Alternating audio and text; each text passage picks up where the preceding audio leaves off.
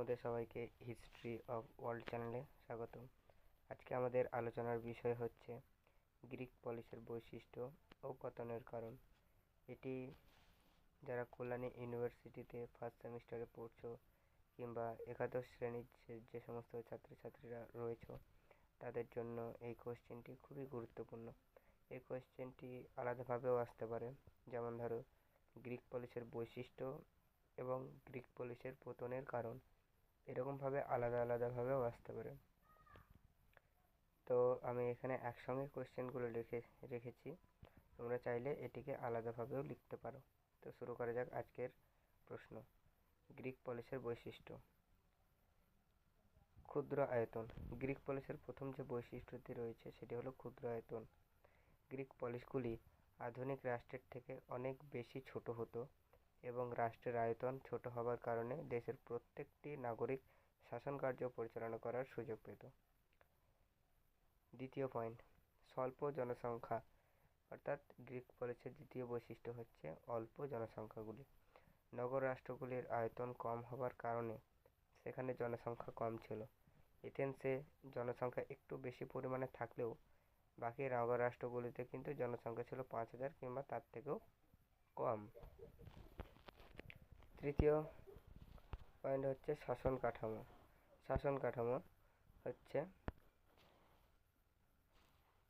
প্রথম দিকে নগর রাষ্ট্রগুলিতে রাজতন্ত্রের দ্বারা শাসন কার্য পরিচালনা হতে থাকলেও পরবর্তীকালে বেশিরভাগ গ্রিক রাজা ও রাজতন্ত্র বিলুপ্তি ঘটে।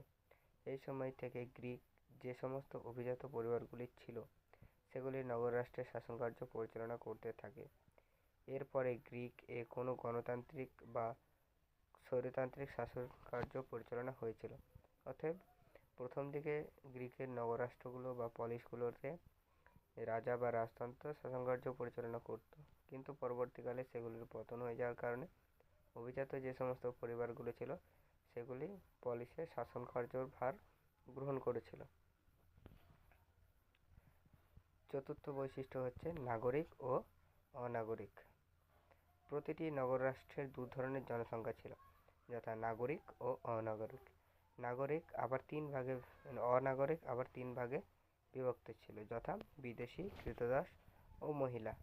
নাগরিক জন্মসূত্র থেকেই তাদের অধিকার পেত এবং অনাগরিক পলিসের কোনো রকম কাজকর্মে নিযুক্ত হতে পারত না। পঞ্চম বৈশিষ্ট্য, অর্থনৈতিক বৈষম্য। গ্রিক পলিসের পঞ্চতম যে বৈশিষ্ট্যটি রয়েছে সেটি হলো অর্থনৈতিক বৈষম্য।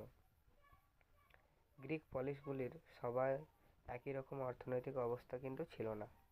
কোনো পলিসের অর্থনৈতিক অবস্থার মূল ভিত্তি ছিল বাণিজ্য, আবার কেউ কেউ কৃষি, কেউ কেউ মন্দিরের কর থেকে কর আদায় করে তাদের অর্থনৈতিক অবস্থা উন্নতি ঘটিয়েছিল, কিন্তু সবারই অর্থনৈতিক অবস্থা ছিল কিছুটা আলাদা।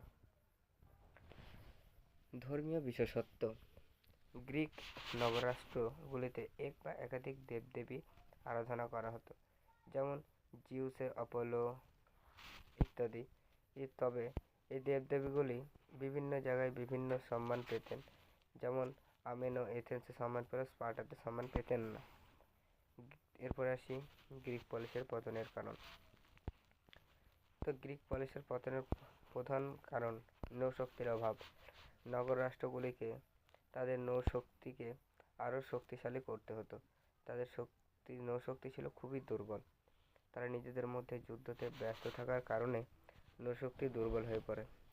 বহিরাষ্ট্রের সঙ্গে যুদ্ধকালীন অবস্থায় নৌশক্তির দুর্বল এর জন্য গ্রিক পলিসের পতন ঘটে। দ্বিতীয় পয়েন্ট, নাগরিক অধিকার লোভ। নাগরিক অধিকার লোভের কারণে পলিসের পতন ঘটে।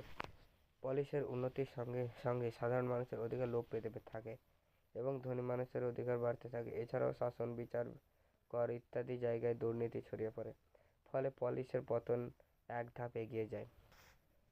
তৃতীয়, ক্রীতদাসদের উপর অধিক ভরসা। পলিসের অর্থনৈতিক এবং সামাজিক জীবন বেশি গুরুত্বপূর্ণ প্রভাব ছিল ক্রীতদাসদের।